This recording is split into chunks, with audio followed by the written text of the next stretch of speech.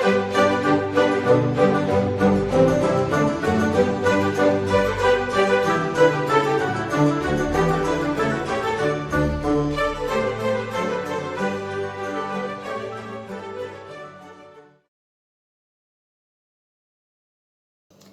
teman-teman, apa kabar Anda semuanya? Semoga semua dalam keadaan baik ya, semua dalam perlindungan Tuhan, dan sehat walafiat, dan tidak kurang satu apapun ya, terutama sukacita tidak boleh pergi dari kita ya teman-teman. So teman-teman, kali ini saya akan kembali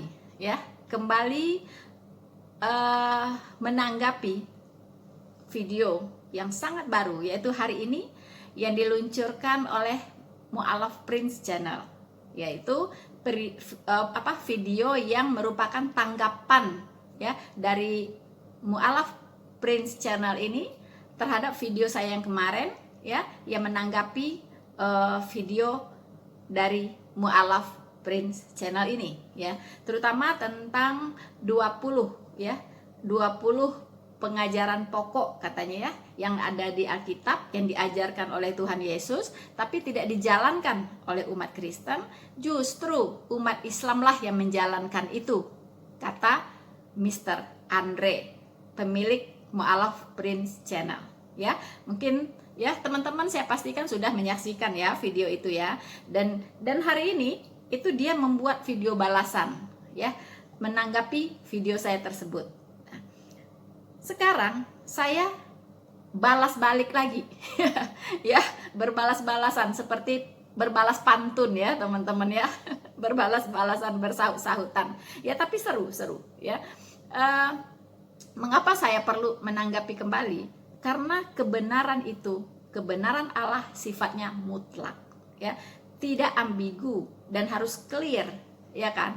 Karena yang mendengarkan video Mas Andre dan video Rina Solihin itu bukan 1-2 orang, tapi ribuan orang ya. Kalau sampai ada misinformation, dan itu akan akan berbahaya sekali ya, dimana orang akan mengkonsumsi informasi-informasi yang salah, dan ini tidak baik dampaknya ya, apalagi berbicara tentang kebenaran ya. Nah, berhubung karena Mas Andre, seorang mu'alaf ini ya, sedang berjuang katanya ya untuk menahan pemurtatan ya. Jadi muslim jangan sampai murtad, karena itulah dia membuat video-video ini ya, untuk menahannya ya. Dan dia justru dengan cara menyerang kekristenan ya kan, mengangkat ayat-ayat Alkitab kemudian menafsirkan sendiri, yang saya lihat sangat ngaco gitu ya. Mungkin istilah ini cukup pas untuk beliau ini, yaitu pemahaman yang ngaco sekali gitu ya tentang kebenaran Alkitab ya. Nah, berhubung karena Alkitab yang dibicarakan, saya sangat berkewajiban untuk menanggapi itu dan meluruskan apa yang menyimpang ya kan. Karena ini kalau kita biarkan, saya sudah pernah mengatakan, jika kesalahan dibiarkan, maka lama-lama orang akan menganggapnya sebagai sebuah kebenaran. Nah, ini tidak boleh terjadi ya, tidak boleh terjadi. Nah, mungkin teman-teman tahu, kalau membuka video saya itu ada tulisan di situ ya, moto dari channelnya Noverina Solihin. Apa itu? Yaitu semakin diserang, semakin terang benderang. Ya, mengapa saya mengambil moto ini? Karena saya sudah memposisikan diri sebagai mengambil tanggung jawab, sebagai seorang Kristiani, sebagai seorang anak Tuhan ya, semampunya saya untuk membuat segala sesuatu menjadi jelas, terutama yang berhubungan dengan iman kekristenan. Jadi saya tidak pandang bulu, saya tidak peduli siapapun itu.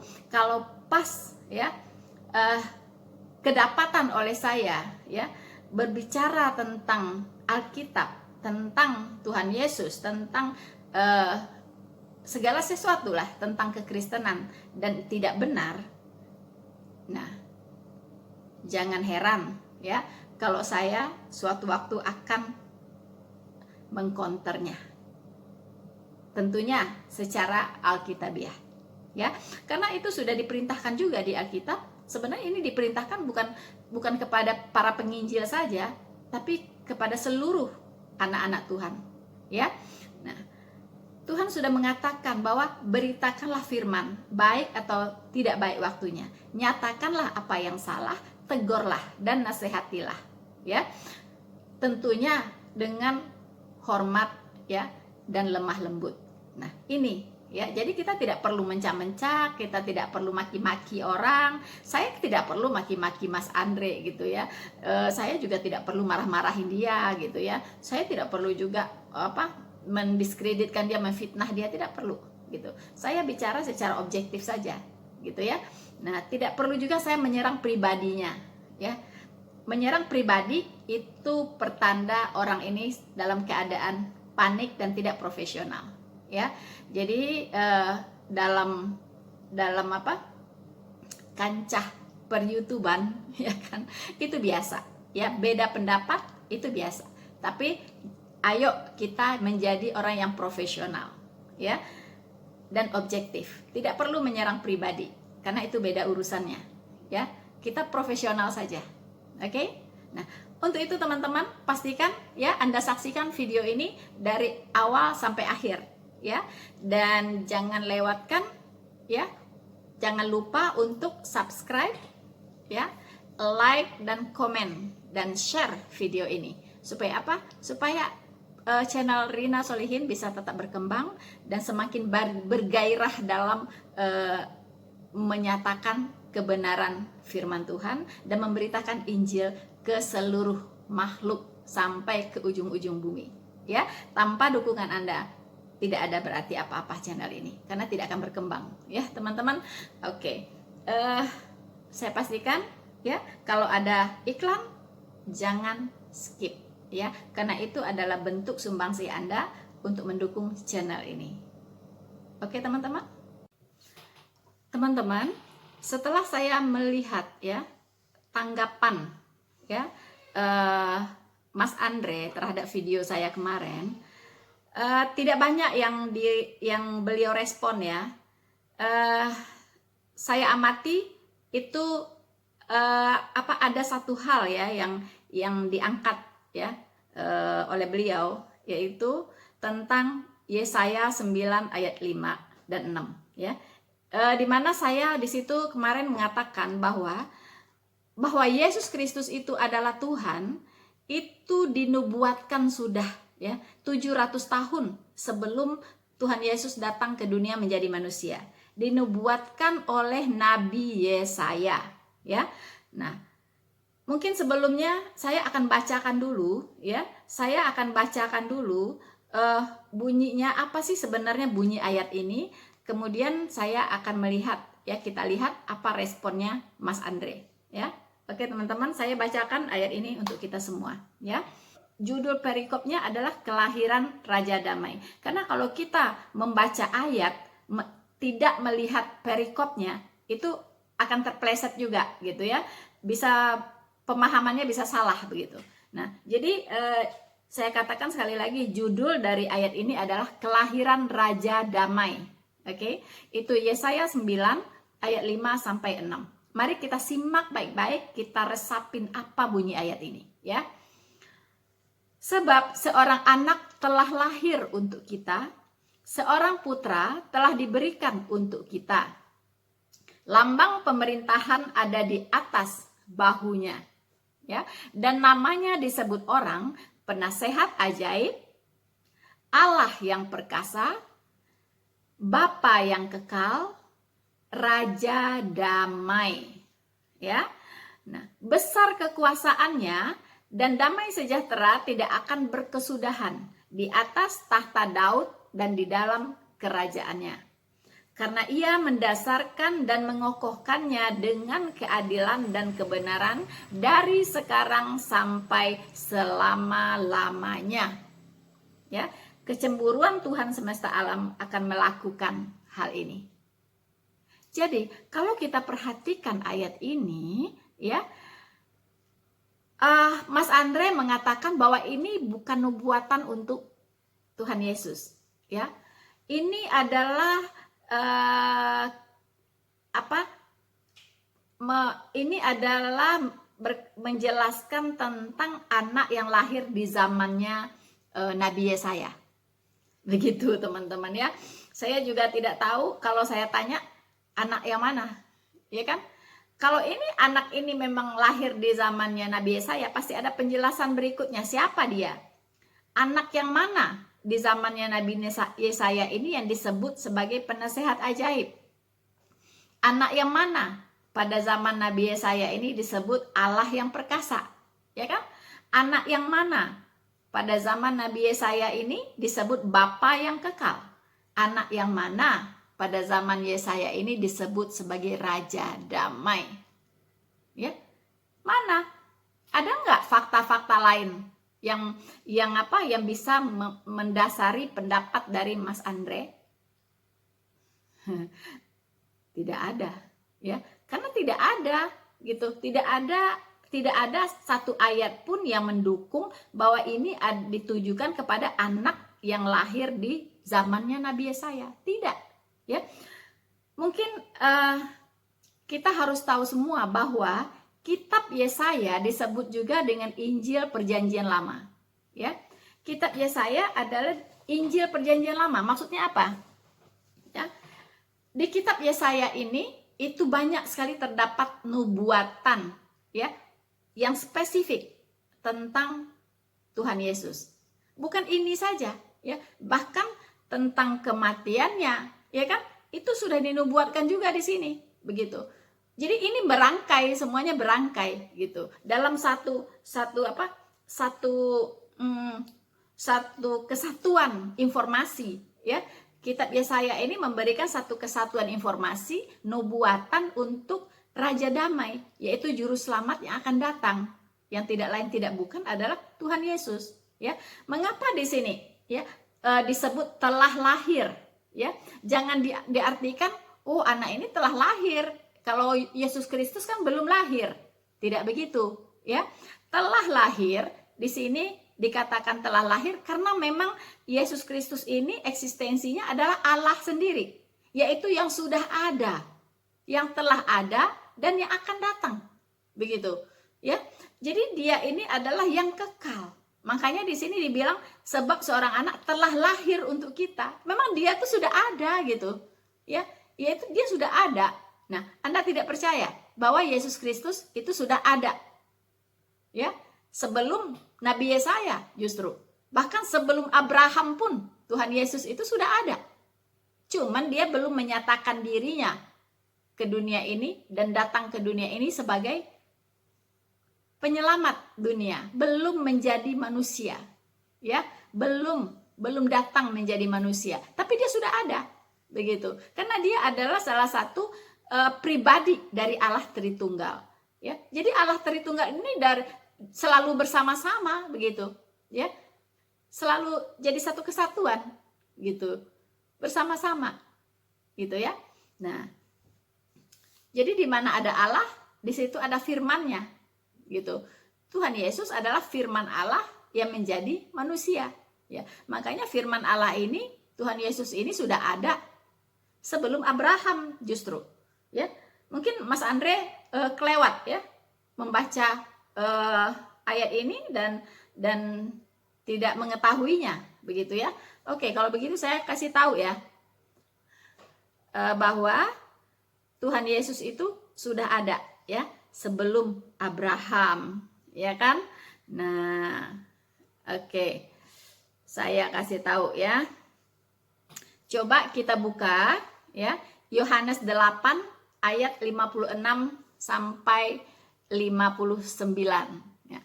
Justru ini juga mengagetkan bangsa Yahudi, ya, imam-imam kepala saat itu, pemuka-pemuka Yahudi kaget ketika mengetahui fakta ini, begitu ya. Nah, saya akan bacakan dari ayat 56. Yohanes 8 ayat 56 sampai 59, ya. Kata Tuhan Yesus, ya. Abraham bapamu, ya, ini Tuhan Yesus berkata kepada orang-orang Yahudi, ya. Abraham bapamu bersukacita bahwa ia akan melihat hariku, ya. Dan ia telah melihatnya dan ia bersukacita. Nah loh, ya, Abraham sudah melihat harinya Tuhan Yesus dan Abraham bersukacita. Artinya Abraham juga sudah mengenal Yesus Kristus. Ya, sudah mengenal Yesus Kristus gitu. Ya. Nah, maka kata orang-orang Yahudi itu kepadanya, umurmu belum sampai 50 tahun dan engkau telah melihat Abraham. Nah, nggak percaya gitu, ya. Umur Tuhan Yesus di bumi cuma sampai 33 tahun, belum 50 tahun, ya. Nah, mana mungkin kata orang Yahudi kamu sudah melihat Abraham? Nah, dengarkan apa jawaban Tuhan Yesus. Kata Yesus kepada mereka, sebelum Abraham jadi, aku telah ada. Catat ya. Jangan kaget, ya kan? Kalau yang baru-baru mendengar jangan kaget. Tapi ini faktanya memang begitu, ya. Kata Tuhan Yesus, sebelum Abraham jadi, aku telah ada. Wow. Jadi kalau ada yang mengatakan, ya, Yesus itu bukan Tuhan, ya kan? Dia adalah ciptaan, ya. Dia adalah ciptaan, ya. Ciptaan kok dilahirkan oleh ciptaan juga? Atau dikatakan kalau dia Tuhan, berarti dia pencipta. Pencipta dilahirkan oleh ciptaan. Pertanyaan yang sangat naif, ya, tapi nggak apa-apa. Lain kali kita akan bahas, ya kan? Tapi saat ini saya kasih tahu dulu, ya, bahwa Alkitab sudah bersaksi, ya, bahwa Tuhan Yesus sendiri keluar dari mulutnya sendiri mengatakan bahwa sebelum Abraham jadi, aku telah ada. Nah, pusing nggak? Nggak perlu pusing. Kalau orang yang percaya, punya iman bahwa Yesus Kristus adalah Allah, Sang Pencipta itu sendiri, tidak perlu bingung, gitu. Memang Allah itu sudah ada, ya. Abraham belum jadi, bahkan Abraham itu dia yang jadikan, gitu. Dia yang menciptakan. Jadi ngapain bingung, gitu? Nggak bingung. Tapi kalau orang yang tidak percaya bahwa Yesus Kristus adalah Tuhan, adalah pribadi Allah itu sendiri, jadi bingung. Seperti orang-orang Yahudi ini, begitu ya. Oke, teman-teman, untuk mempertegas lagi, ya, pernyataan Tuhan Yesus bahwa dia sudah ada sebelum Abraham jadi, kita akan melihat Ibrani 7, ya. Ibrani 7 ayat 1, ya. Sampai ayat 5 deh. Ya, ayat 5. Oke. Nah, ini berbicara tentang Raja Damai, ya. Supaya kita melihat benang merahnya seperti apa, ya. Judul perikopnya adalah Kristus dan Melkisedek, ya. Saya pikir teman-teman Kristiani ini sudah pernah membaca ayat ini, ya. Tapi tidak apa-apa, kita akan melihatnya kembali, ya. Saya bacakan. Sebab Melkisedek adalah Raja Salem. Raja Salem artinya Raja Damai, ya. Dan imam Allah yang maha tinggi, ya. Imam yang maha tinggi, ya. Jadi bukan imam biasa, oke. Ia pergi menyongsong Abraham ketika Abraham kembali dari mengalahkan raja-raja dan memberkati dia. Nah, ya. Jadi imam yang maha tinggi itu memberkati Abraham. Siapa dia, saudara-saudara? Ya, ayat 2. Kepadanya pun Abraham memberikan 1/10 dari semuanya. Menurut arti namanya, Melkisedek adalah pertama-tama Raja Kebenaran dan juga Raja Salem, yaitu Raja Damai Sejahtera. Terlihat benang merahnya? Ayat 3. Ia tidak berbapa, tidak beribu, tidak bersisilah, harinya tidak berawal, dan hidupnya tidak berkesudahan. Dan karena ia dijadikan sama dengan anak Allah, ia tetap menjadi imam sampai selama-lamanya. Camkanlah betapa besarnya orang itu yang kepadanya Abraham bapa leluhur kita memberikan 10% dari segala rampasan yang paling baik. Dan mereka dari anak-anak Lewi yang menerima jabatan imam mendapat tugas menurut hukum Taurat untuk memungut 10% dari umat Israel, yaitu dari saudara-saudara mereka, sekalipun mereka ini juga adalah keturunan Abraham. Tetapi Melkisedek yang bukan keturunan mereka memungut 10% dari Abraham dan memberkati dia, walaupun ia adalah pemilik janji. Memang tidak dapat disangkal bahwa yang lebih rendah diberkati oleh yang lebih tinggi. Dan di sini manusia fana menerima perpuluhan, dan di sana ia yang tentang dia diberi kesaksian bahwa ia hidup. Maka dapat dikatakan bahwa dengan perantaran Abraham dipungut juga 10% dari orang Lewi dan seterusnya. Teman-teman, apa pesan dari ayat ini? Ya, bahwa Melkisedek ini adalah Raja Salem, yaitu Raja Damai dan Imam Allah yang Maha Tinggi. Dia lebih tinggi dari Abraham. Oleh karena itulah dia memberkati Abraham, dan Abraham memberikan 10% kepadanya. Teman-teman, 10% itu adalah yang berhak menerimanya, ya, itu adalah Allah sendiri. Ya, karena itu milik Allah. 10% itu adalah milik Allah. Jadi mengapa pula Abraham memberikan 10% kepadanya? Karena Melkisedek ini adalah Kristus itu sendiri yang tampil di perjanjian lama. Dalam hal ini dikenal dengan istilah Kristopani. Ya. Kristopani artinya Kristus yang menampilkan diri di perjanjian lama. Dialah Melkisedek. Dia tidak berbapa dan tidak beribu. Ya. Dia adalah imam Allah yang Maha Tinggi, yaitu Allah itu sendiri, teman-teman. Ya. Jadi jelas Kristus itu sudah ada di perjanjian lama, sudah menampilkan dirinya. Gitu ya.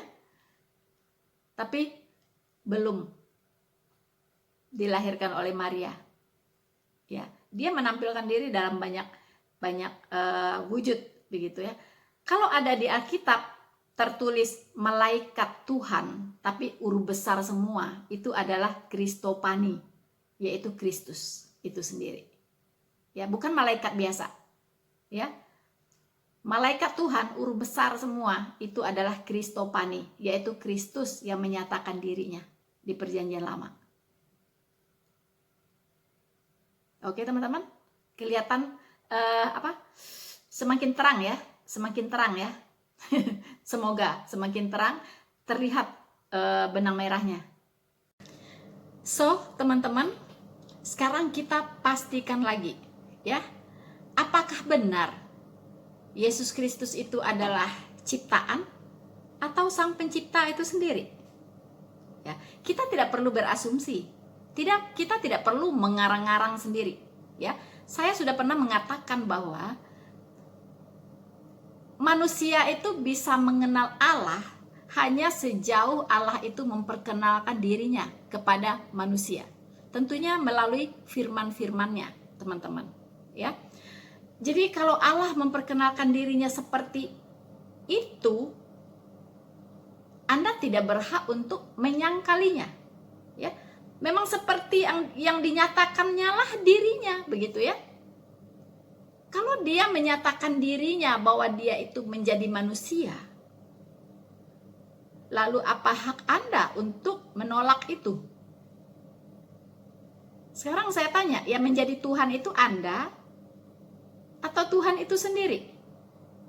Ya. Mengapa pula ada banyak orang mengatur-ngatur Tuhan? Tuhan itu harus begini, Tuhan itu harus begono, sesuai dengan pikiran manusianya. Ya.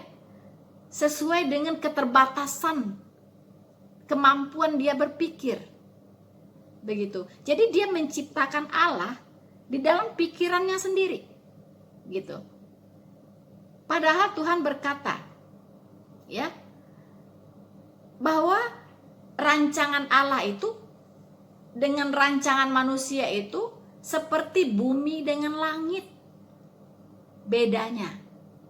Ya, itu Tuhan sendiri yang ngomong. Rancanganku bukanlah rancanganmu. Ya. Jadi pikiran Allah itu tidak bisa Anda ukur dengan pikiran Anda yang sangat-sangat terbatas itu. Begitu. Tidak akan sanggup manusia ini memikirkan siapa Allah. Ya, tidak akan pernah bisa begitu. Karena Allah yang maha tinggi, yang maha berkuasa, yang maha segalanya, yang tidak tergambarkan oleh pikiran manusia. Nah, Anda dan saya bisa mengenal Allah sang pencipta itu hanya sejauh Allah itu memperkenalkan dirinya kepada kita. Begitu. Ya.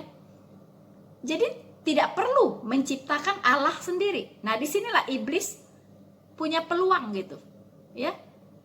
Iblis punya peluang menggunakan pikiran-pikiran Anda untuk menciptakan Allah-Allah asing yang sebenarnya bukan Allah.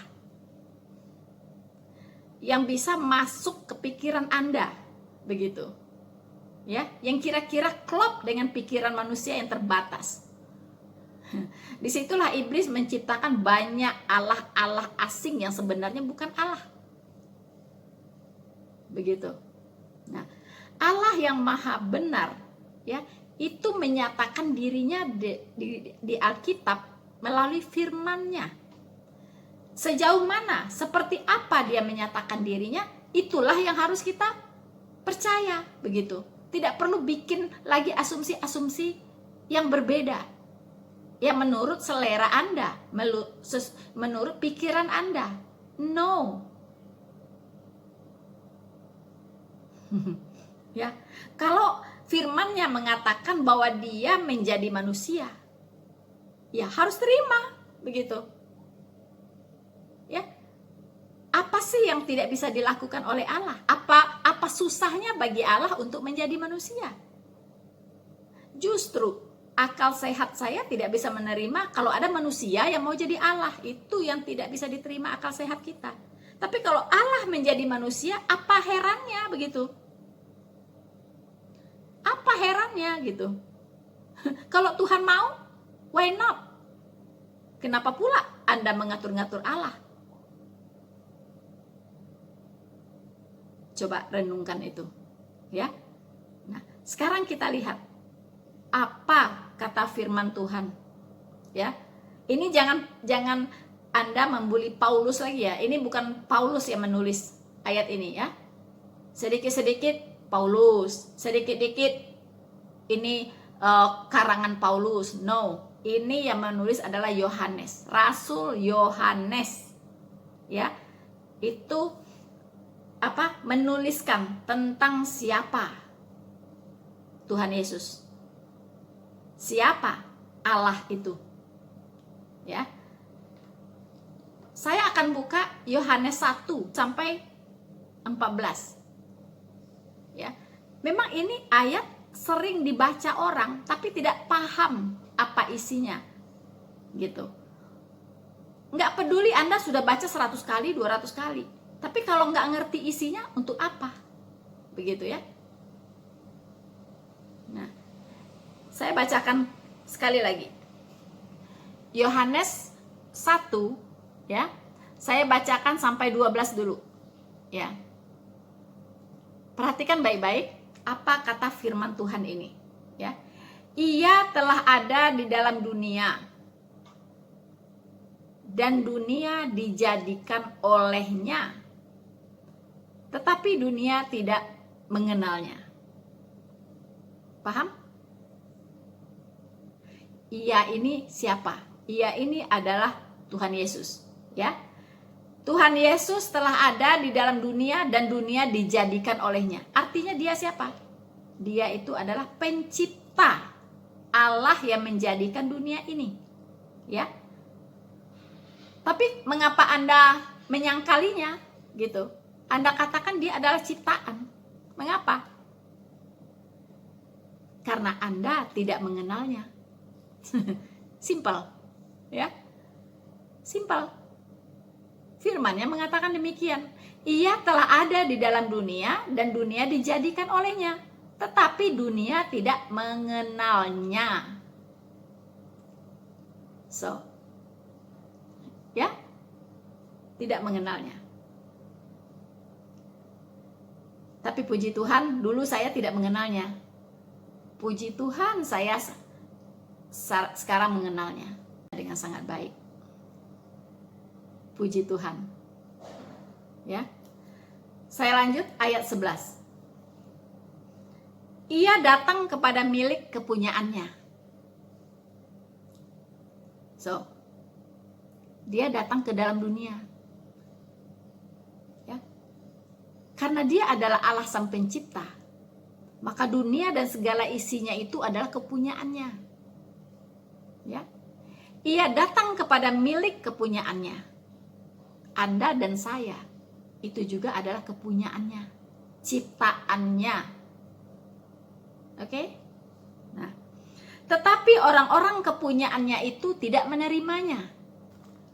Loh. Karena merasa apa? Lebih hebat dari Tuhan, ya.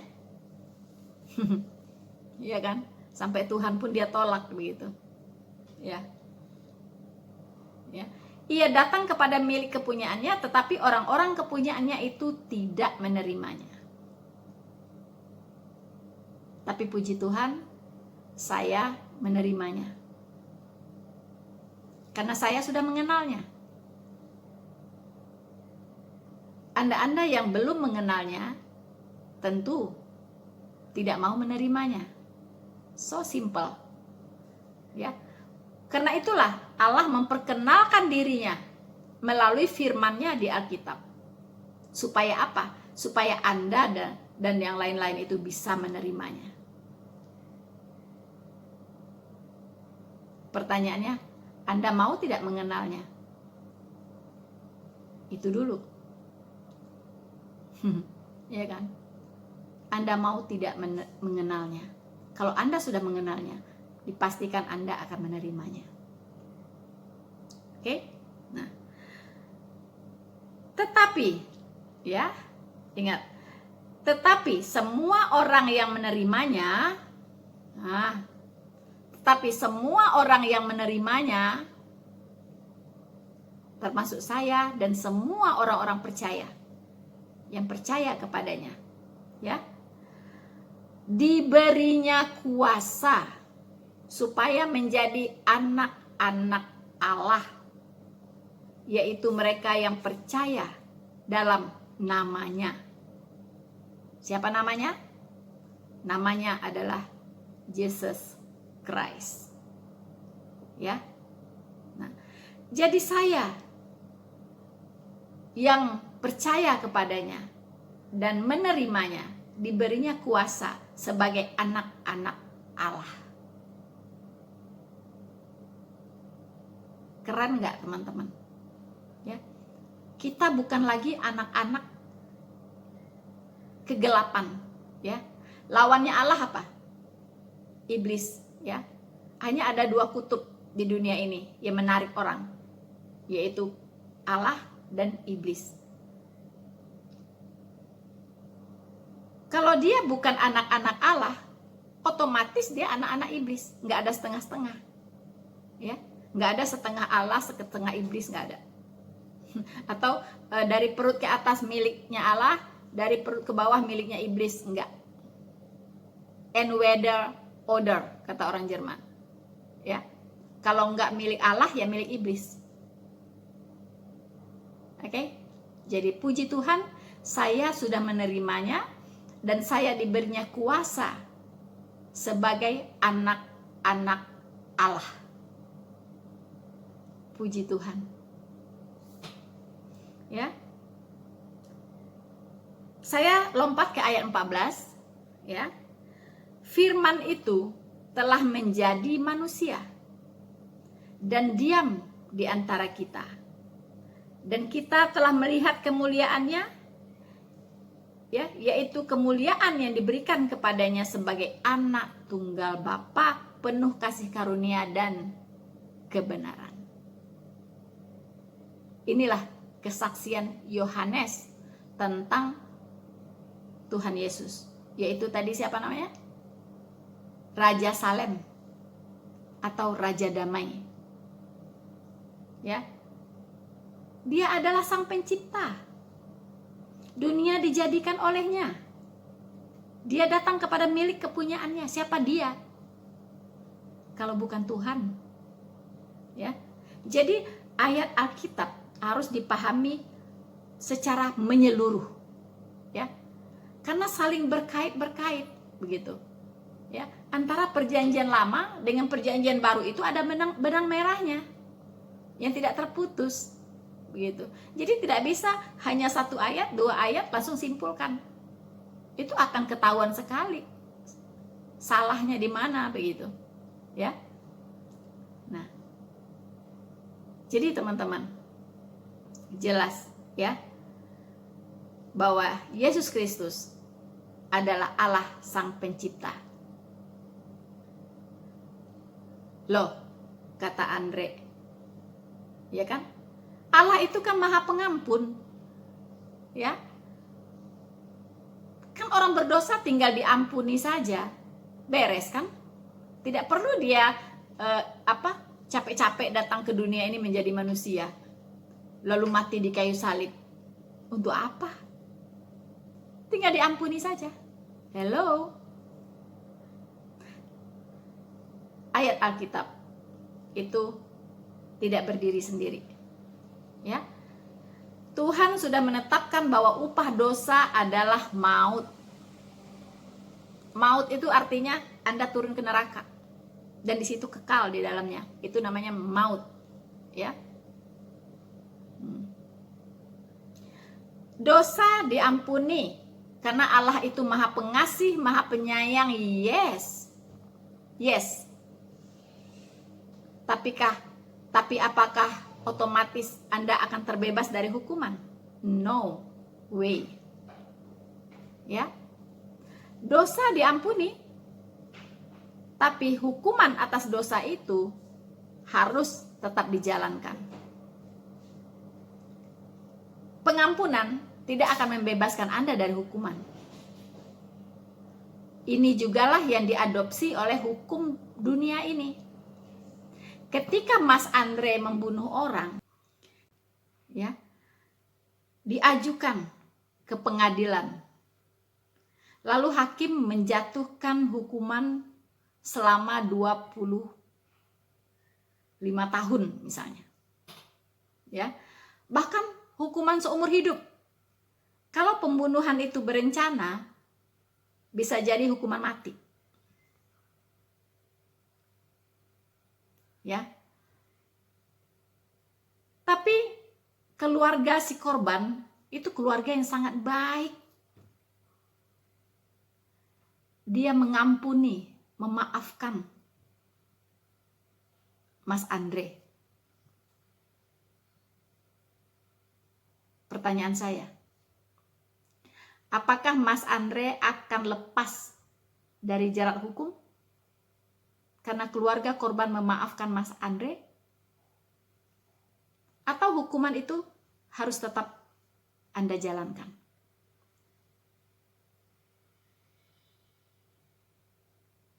Coba dijawab.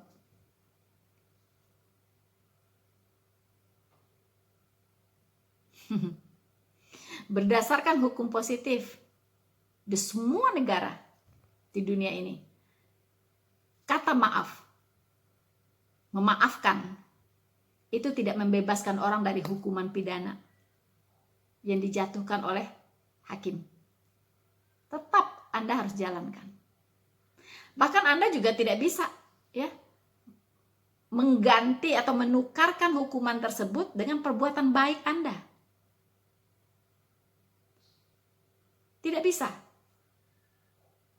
Ya. Anda tidak bisa berkata kepada hakim, "Pak Hakim, saya dijatuhi hukuman mati," misalnya begitu. "Tapi jangan deh, jangan dijatuhin saya hukuman mati, saya masih mau hidup.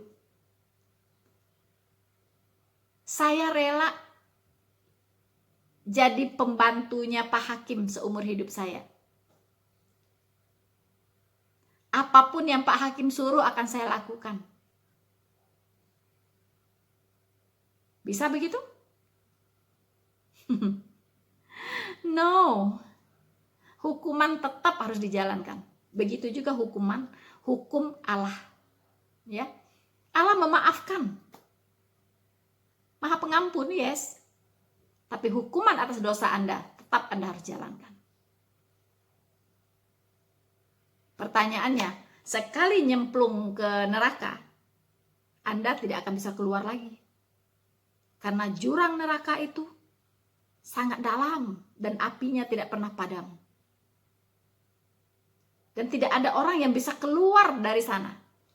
Sekali nyemplung, selamanya di situ. Lalu bagaimana?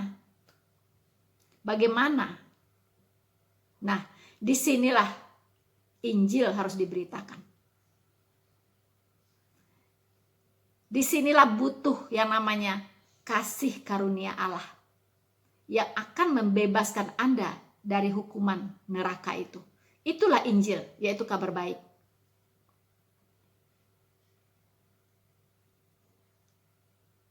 Tanpa kasih karunia Allah, Anda tidak akan pernah terbebas dari hukuman neraka itu. Kecil sekecil apapun, karena Allah tidak mengenal dosa besar, dosa kecil. Anda mencuri 10 miliar dengan mencuri 5 rupiah, itu hukumannya tetap sama, yaitu hukuman mencuri. Dosa. Tetap dihitung dosa. Dosa mencuri. Ya. Jadi dengan sekecil dosa pun, Anda sudah cukup untuk mendarat di neraka. Karena sorga itu tidak bisa terhampiri oleh sedikit dosa pun. Karena orang yang bisa ke sorga itu adalah orang yang total kudus. Total, bersih secara total dari dosa. Karena sorga itu adalah tempat tahta Allah yang maha kudus, yang tidak terhampiri oleh dosa. Setetes pun. Sekarang bagaimana? Apakah Anda bisa berjuang dengan kekuatan Anda sendiri, dengan usaha Anda sendiri untuk menjadi kudus? Tidak ada manusia yang bisa. Tidak ada yang bisa. Hari ini Anda baik, besok bisa jahat loh. Ya. Kadang orang tanpa direncanakan tahu-tahu jatuh ke dalam dosa. Bagaimana Anda bisa memastikan Anda sampai akhir hayat Anda, ya, sampai nyawa Anda dicabut, Anda dalam keadaan kudus? Tidak bisa. Bahkan Alkitab sudah mengatakan bahwa semua manusia sudah berdosa. Tidak ada manusia yang kudus. Tidak ada manusia yang suci. Itulah sebabnya butuh yang namanya kasih karunia, yaitu Allah sendiri yang menguduskan Anda melalui kasih karunia itu. Allah yang maha kasih sudah mati bagi kita semua. Bukan bagi saya saja, bukan bagi orang-orang percaya saja, tidak. Dia sudah mati bagi seluruh manusia.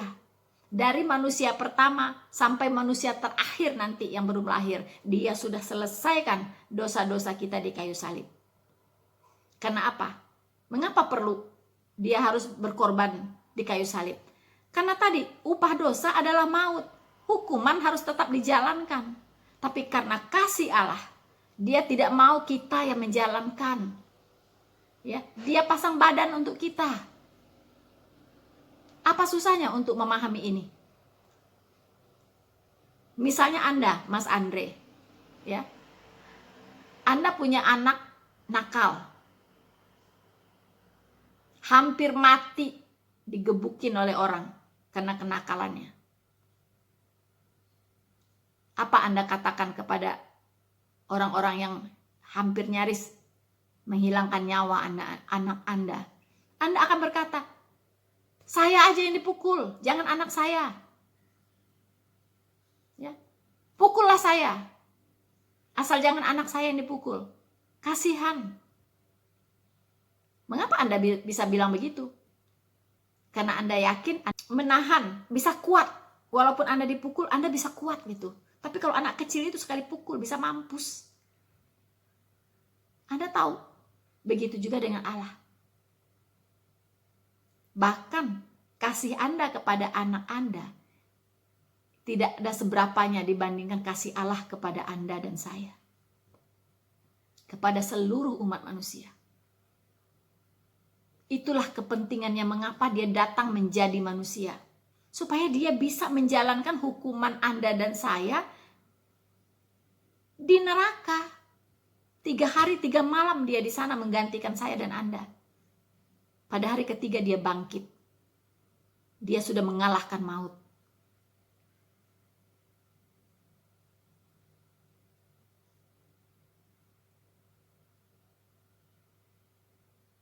Teman-teman, ketika Anda menghujat Allah, ketika Anda memfitnah dia, ketika Anda melecehkan pengorbanannya di kayu salib,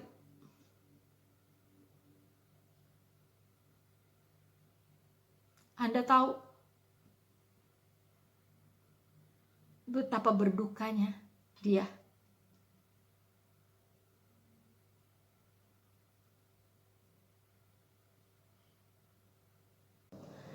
Teman-teman, untuk semakin memantapkan kita, supaya kita mengenal dia, supaya kita bisa menerima dia, kita akan melihat ke hulunya. Tadi saya katakan bahwa kitab Yesaya itu adalah Injil di Perjanjian Lama, yang menubuatkan secara spesifik tentang Tuhan Yesus, mulai dari kelahirannya sampai pengorbanannya di kayu salib. Dengan adanya nubuatan ini, iblis sudah tidak bisa berbuat apa-apa. Saya akan bacakan Yesaya 53 ayat 2 sampai 7. Ini dituliskan tentang penyaliban, makna dari penyaliban Tuhan Yesus 700 tahun sebelum itu terjadi, teman-teman.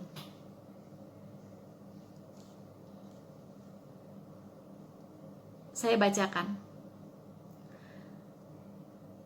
Sebagai taruk ia tumbuh di hadapan Tuhan, dan sebagai tunas dari tanah kering. Ia tidak tampan, dan semaraknya pun tidak ada, sehingga kita memandang dia. Dan rupa pun tidak, sehingga kita menginginkannya.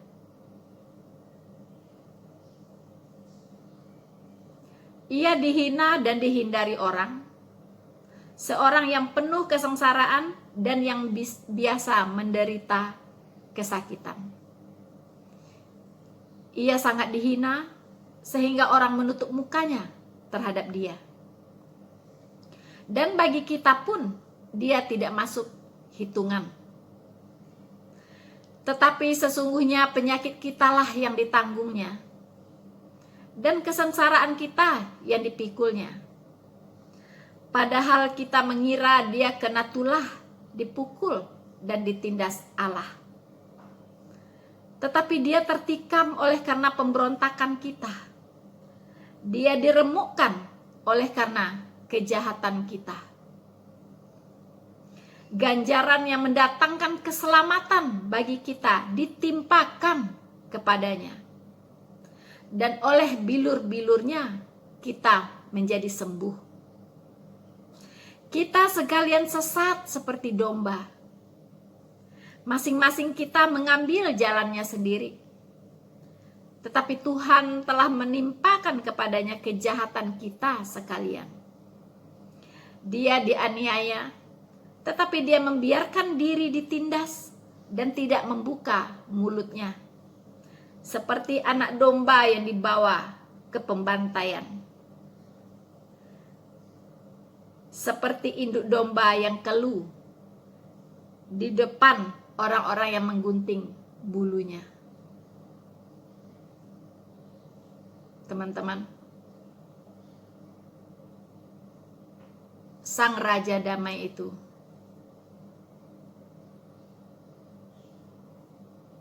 Jehovah, artinya Yesus yang menyelamatkan, sudah mati bagi kita di kayu salib. Dan memang untuk itulah dia datang. Dia menanggung kesengsaraan yang seharusnya kita yang tanggung. Dia tertikam, lambungnya ditikam oleh karena pemberontakan kita. Ganjaran yang mendatangkan keselamatan bagi kita ditimpakan kepadanya.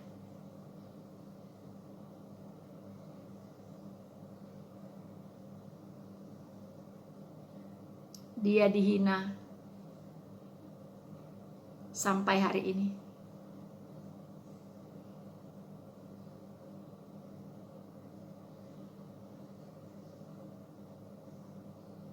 Teman-teman,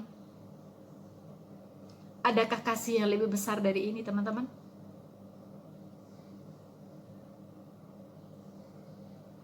Adakah?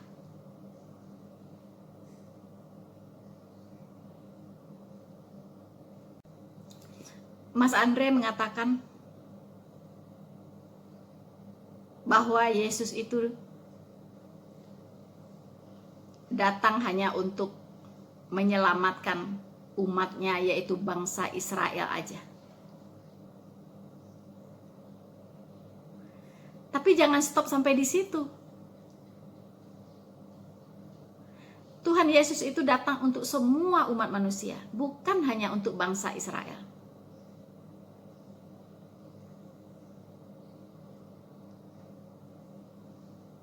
Mari kita buka Yohanes 10 ayat 16. Perikopnya berjudul Gembala yang Baik. Allah adalah gembalaku, tidak akan kekurangan aku. Ya. Jadi gembala kita adalah Allah sendiri.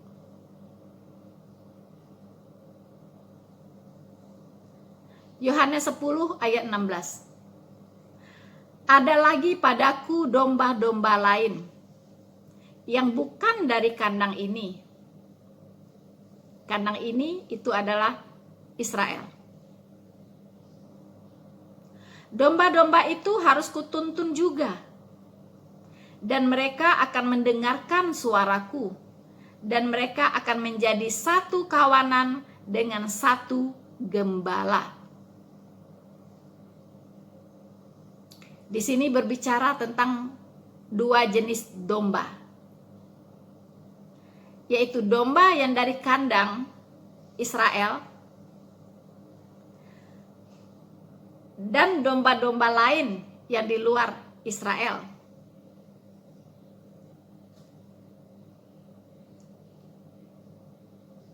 Itu juga domba-domba Tuhan Yesus, domba-domba Allah yang digembalakannya.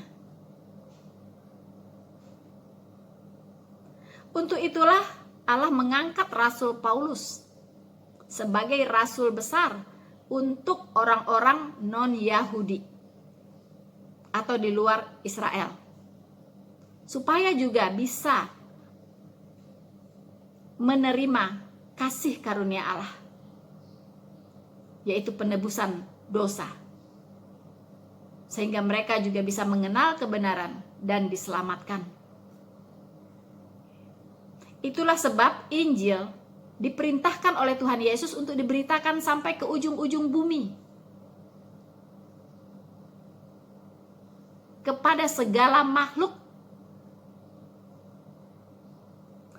Siapa yang percaya akan diselamatkan, siapa yang tidak percaya akan dihukum. Artinya mereka menjalani hukuman mereka sendiri atas dosa mereka di neraka. Itu artinya. Mereka yang percaya dan menerima kasih karunia dari Tuhan Yesus, itu tidak turut dihukum. Karena Tuhan Yesus sudah menyelesaikan hukuman mereka dengan pengorbanannya di kayu salib. Ada yang mengatakan, enak sekali kalau begitu. Pertanyaannya, Anda mau sesusah apa? Tuhan kasih yang mudah, Anda minta yang sulit. Artinya Anda memang mau celaka.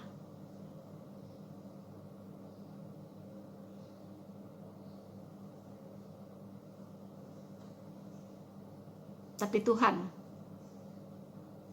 tidak bodoh.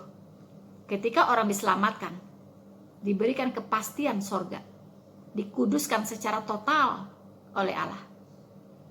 Saat dia percaya dan menerima Yesus Kristus sebagai Tuhan dan Juru Selamatnya, dia bertobat, mengakui dosanya dan menyesalinya. Saat itulah hatinya dimateraikan dengan Roh Kudus.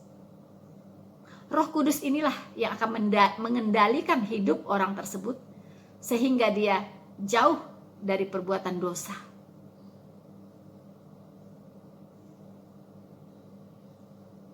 Jadi Tuhan menyelamatkan orang by system. Begitu teman-teman. Ya. Oke. Saya pikir masih ada yang mau saya bahas tentang Andre, tapi waktu ya sudah cukup. Nanti kalau kepanjangan, nanti bosen ya nonton ya. Tapi tidak apa-apa. Saya sudah mengatakan apa yang harus saya katakan. Apa kata firman Tuhan di Alkitab. Andre mengatakan bahwa saya murtadin kemarin sore ya. Baru kursus kilat katanya.